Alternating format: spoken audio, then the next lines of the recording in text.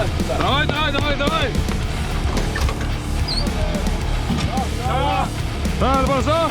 Lukk!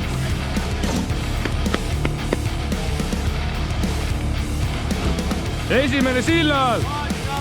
Tähelepanu sild!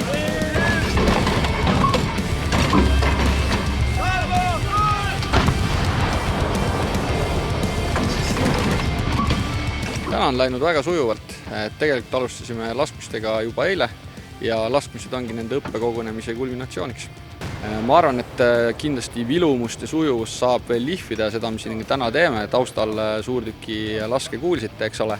Aga üldiselt ma olen sellega, kuhu me jõudnud oleme rahul. Caesari patarei on tegelikult natuke omanäoline ja natuke suurem. Meil on laskemoonajaod, meil on juhtimispunktid, meil on tagalaosised ja nad kõik annavad oma panuse selleks, et see patarei siin tegutseda saaks.